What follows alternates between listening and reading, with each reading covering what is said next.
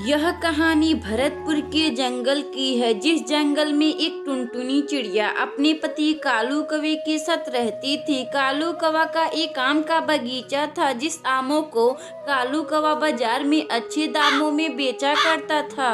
फिर अगली सुबह कालू कौवा अपने आमों को बेचने जाने ही वाला था, तभी वह अपनी पत्नी टुनटुनी चिड़िया से बोलता है। टुनटुनी, अरे ओ टुनटुनी, अब मैं बाजार में जा रहा हूँ अपने आमों को बेचने। तुम अपना ख्याल रखना, मैं शाम तक वापस चला आऊंगा। तभी टुनटुनी चिड़िया अपने पति कालू कौवा से घर के किराए के बारे में बोलती है।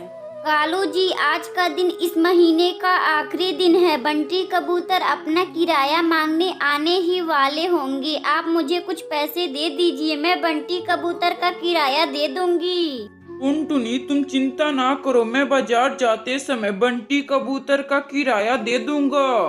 इतना बात कहकर कालू कौवा बंटी कबूतर के घर जाता है और बंटी कबूतर से बोलता है।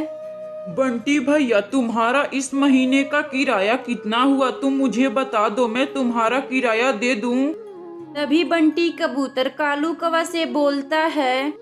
कालू भाई, तुम्हारा इस महीने का टोटल 1500 रुपये किराया हुआ। बंटी कबूतर, मेरे पास तो अभी 500 रुपये हैं, यह रख लो, मैं तुम्हें बाकी के पैसे आम बेचकर दे दूंगा। अरे कालू भाई, तुम जाओ, जब तुम्हारे पास पूरे पैसे हो जाएंगे तो तुम मुझे लौटा देना, मगर इसी महीने के अंदर, वरना मेरा घर खाली कर देना। कालू कौवा फिर उड़ते उड़ते अपने आम की दुकान पर जाता है अपने आमों को बेचने। आम ले लो, आम, मीठे मीठे पके पके आम ले लो। कालू कौवा को इस तरह आम बेचता देखे कल्लन कवि कालू कौवा की दुकान पर आम खरीदने आती है और कालू कौवा से बोलती है। अरे कालू, यह तुम अपना आम कैसे दे रहे हो? कल्लन कवि, यह आम 25 रुपये किलो है। कालू, तुम मुझे 2 किलो आम तौल कर दे दो। कालू कौवा फिर कल्लन कवि को 2 किलो आम तौल कर दे देता है। कल्लन कवि फिर कालू कौवा को पैसे देकर वहां से चली जाती हैं। तभी कुछ ही समय बाद शाम हो जाती है। कालू कौवा अपना दुकान बंद करके अपने घर आने लगता है। कालू कौवा अपने घर आ ही रहा था, तभी तेज हवाएं चलना शुरू हो जाती हैं। कालू कौवा नीचे गिर जाता है। नीचे गिरने की वजह से कालू कौवा को पत्थर लग जाता है और वहीं उसका मौत हो जाता है। टुनटुनी चिड़िया कालू कौवा का बहुत इंतजार करती है। जब कालू कौवा घर नहीं आता है तो टुनटुनी चिड़िया समझ जाती है कि कालू जी का कहीं एक्सीडेंट हो गया है। इसी तरह 2 हफ्ते गुजर जाते हैं। अगली सुबह बंटी कबूतर कालू कौवा के घर जाता है और टुनटुनी चिड़िया को घर से निकाल देता है। तभी टुनटुनी चिड़िया एक पेड़ पर बैठी हुई थी। तभी वहां कल्लन कवि आती है।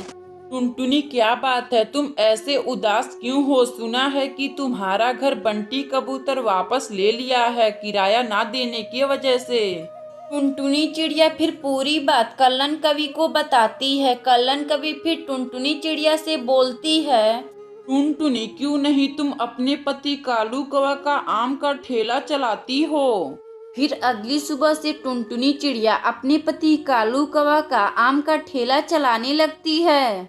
आम ले लो, आम, मीठे मीठे आम ले लो।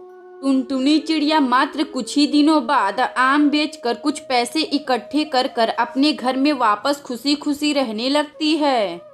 अगर आपको यह कहानी अच्छी लगे तो वीडियो को लाइक करें और चैनल को सब्सक्राइब करें और बेल आइकन को दबाना ना भूलें। हमें कमेंट बॉक्स में बताएं कि हमारी कहानी आपको कैसी लगी।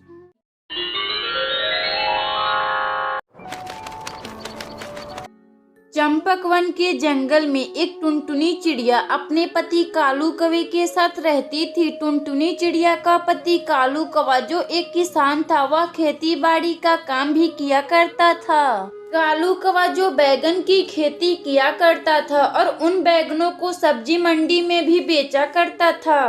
टुनटुनी, मैं खेत में जा रहा हूँ, तुम अपना ख्याल रखना। कालू जी, मैं आपसे एक बात बोलूं? क्या बात है टुनटुनी, बोलो, तुम क्या बोलना चाह रही हो? कालू जी, बस कुछ ही दिनों बाद हमारे घर में एक खूबसूरत सी चिड़िया आने वाली है। यह तो खुशी की बात है टुनटुनी, अगर बेटा हुआ तो मैं उसका नाम गोलू रखूंगा। कालू जी, अगर बेटी हुई तो मैं उसका नाम सुनहरी रखूंगी। ठीक है टुनटुनी, तुम रख लेना अपनी बेटी का नाम सुनहरी। अब मैं खेत में जा रहा हूँ, तुम अपना ख्याल रखना। इतना बात कहकर कालू कौवा अपने खेत में चला जाता है। कालू कौवा की सभी बैंगनों की सब्जी तैयार हो चुकी थी। अब मेरा सभी बैंगनों की सब्जी तैयार हो चुकी है, अब मैं कल इसे मंडी में बेच आऊंगा। कालू कौवा अपने खेत में 5-6 घंटे काम कर शाम को जब अपने घर जाता है तो पूरी बात अपनी पत्नी टुनटुनी चिड़िया को बताता है। टुनटुनी, हमारी सभी बैंगनों की सब्जी तैयार हो चुकी है, मैं कल ही उसे सब्जी मंडी में बेच आऊंगा। ठीक है कालू जी, आप कल सभी बैंगनों को तोड़कर बेच आइएगा। अभी आप सो जाइए, काफी रात हो चुकी है। फिर कालू कौवा और टुनटुनी चिड़िया सो जाते हैं, लेकिन भगवान को कालू कौवा का खुशी देखा नहीं गया। उसी रात में बहुत जोर से बारिश आना शुरू हो गया।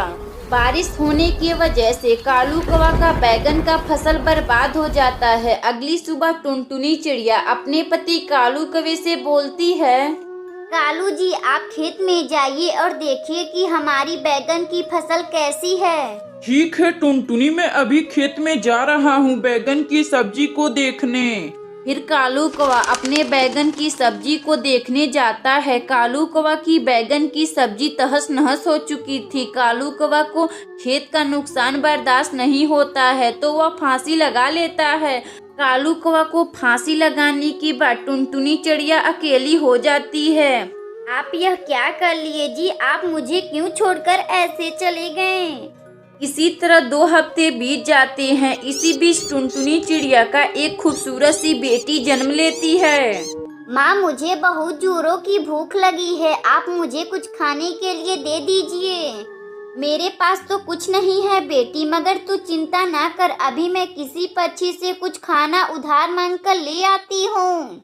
फिर टुनटुनी चिड़िया उड़ते उड़ते एक जंगल में जाती है। तभी उसे एक सेव दिखाई देता है, जिसे लेकर टुनटुनी चिड़िया अपने घर आती है और अपनी बेटी को खाने के लिए दे देती है। माँ, यह सेव कितना स्वादिष्ट है, क्यों ना माँ हम लोग सेव की खेती करते हैं। मगर सुनहरी, हमारे पास तो खेती करने के लिए पैसे भी नहीं है। माँ, आप क्यों ना किसी पक्षी से पैसा उधार लेती हैं और खेती करना शुरू कर देती हैं। फिर अगली सुबह टुनटुनी चिड़िया बंटी कबूतर के घर जाती है। उससे कुछ पैसे लेकर सेव की खेती करना शुरू कर देती है और खुशी खुशी रहने लगती है। अगर आपको यह कहानी अच्छी लगे तो वीडियो को लाइक करें और चैनल को सब्सक्राइब करें और बेल आइकन को दबाना ना भूलें। हमें कमेंट बॉक्स में बताएं कि हमारी कहानी आपको कैसी लगी।